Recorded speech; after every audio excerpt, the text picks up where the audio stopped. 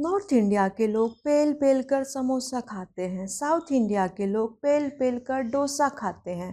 पर इस पेलम पेली में तेल बहुत लग जाता है और ये तेल इंडिया के पास उतना होता नहीं है।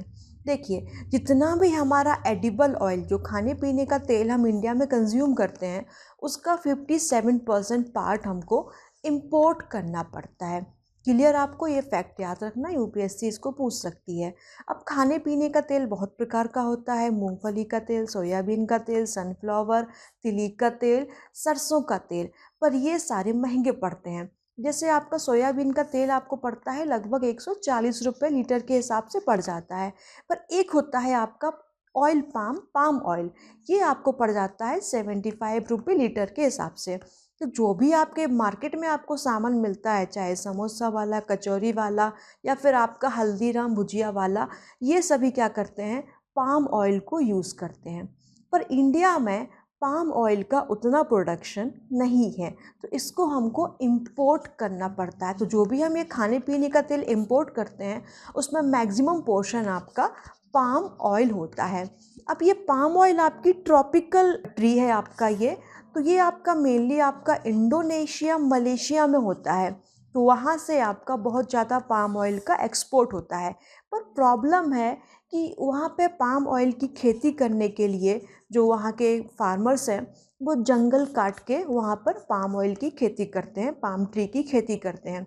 उन जंगलों में रहता है आपका ओरांगुटान, है ना।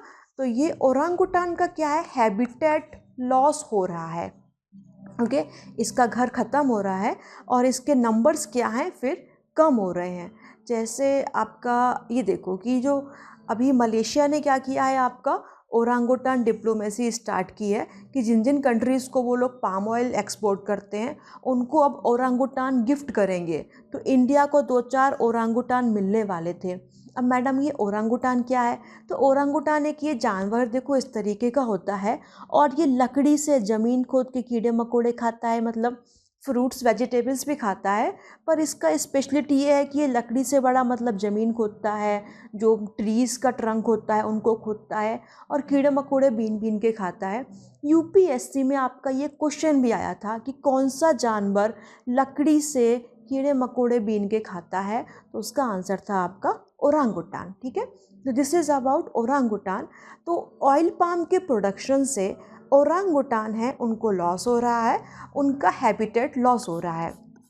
क्लियर? तो 2021 में इंडिया अपनी ऑयल पाम स्कीम लेकर आई थी कि national mission on edible oils oil palm, कि इंडिया में जो आपका केरला, कर्नाटका, आंध्रा है, यहाँ पर हमको ऑयल पाम का प्रोडक्शन इंक्रीज़ करना है।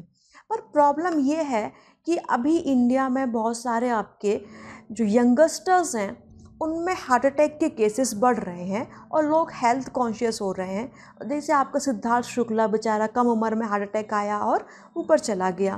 तो ऐसे केसेस बहुत ज़्यादा हो रहे हैं। तो हमको पाम ऑयल जो होता है वो हेल्थ के लिए उतना अच्छा नहीं होता है, उसमें सैचुरेटेड फैट बहुत ज़्यादा होता है, जिससे आपका कोलेस्ट्रॉल बहुत ज़्यादा बढ़ता है। क्लियर? तो अब हमारा क्या फोकस रहेगा कि हमको जो बाकी ऑयल सीड्स हैं, आपका जो मूंगफली, सोयाबीन, तिली, सरसों, उनको प्रमोट करना है। तो इसलिए आया हमारा national mission on edible oils oil seeds, NMEO oil seeds. पहले कौन सा आया था आपका, NMEO ऑयल पाम, अब कौन सा है, NMEO ऑयल सीड्स। तो रिसेंटली अभी आपकी 2024 में ही आई है। आत्मनिर्भर भारत एजेंडा के अंडर है आपकी ये स्कीम, आपकी मिनिस्ट्री ऑफ एग्रीकल्चर की। अब इसमें ऑयल सीड प्रोडक्शन को हमको इंक्रीज़ करना है 39 to 69 मिलियन टन्स बाय 2030, और जो एडिबल ऑयल्स का इंपोर्ट है उसको हमें डिक्रीज़ करना है। इसमें हम जीनोम एडिटिंग भी करेंगे, सीड हब्स बनाएंगे, storage units, post harvest infrastructure, मतलब आपके जो गोडाउन्स बनेंगे, कोल्ड स्टोरेज वगैरह बनेगा। आधार ऑथेंटिकेटेड ई वाउचर्स मिलेंगे आपके फार्मर्स को और जो बिजनेसमैन है उनको, ताकि उनका जो बेनिफिट्स मिलते हैं गवर्नमेंट की, वो उनके आधार से लिंक रहेंगे। आपको जो याद रखना है वो है आपका ये साथी पोर्टल। ओके, इसमें क्या होता है कि 5 ईयर का हम रोलिंग सीड प्लान बनाएंगे। अब देखो, जो ऑयल सीड्स होते हैं तो फार्मर्स को उनका बीज नहीं मिलता, कि मतलब अच्छा बीज नहीं मिल रहा है, तो हमारे पास जो सीड है उसकी अवेलेबिलिटी है कि नहीं है, तो उसको हम क्या करेंगे, इन्वेंट्री बनाएंगे। गोडाउन्स में हम ऑयल सीड्स को भर भर के रखेंगे।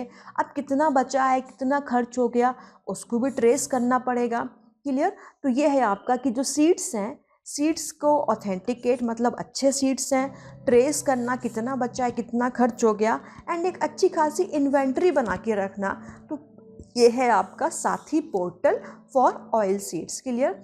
तो 5 साल का हम रिकॉर्ड रखेंगे, रोलिंग सीड प्लान बनाएंगे for timely availability of seeds. अब ये कुछ आपका डेटा है आपका कि इंडिया 57% एडिबल ऑयल डिमांड को इंपोर्ट से मीट करता है। ये हमारे प्राइमरी ऑयल सीड क्रॉप्स हैं आपका, ये मूंगफली, सोयाबीन है ना, तिली, सरसों। फिर आपका कुछ सेकेंडरी सोर्सेस होते हैं जैसे कॉटन सीड ऑयल, ये भी आपका ये रेस्टोरेंट वाले बहुत यूज़ करते हैं। राइस ब्रान, जो आपके धान की भूसी होती है उससे भी तेल निकालते हैं। कुछ आपका ट्री बोर्न ऑयल्स हैं जैसे आपका नीम का तेल, लौंग का तेल, ये सब भी होते हैं। क्लियर।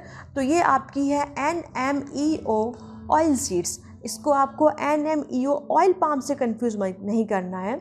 NMEO ऑयल पाम ये आपकी स्कीम 2021 में आई थी ऑयल पाम के प्रोडक्शन को प्रमोट करने के लिए, कि जो इंडिया की साउथ इंडिया की स्टेट्स है वहाँ पर, south India and north east India की स्टेट्स है वहाँ ऑयल पाम प्रोडक्शन को प्रमोट करेंगे। क्लियर। ये पुरानी स्कीम है। अभी आपकी स्कीम का नाम क्या है, NMEO ऑयल सीड्स।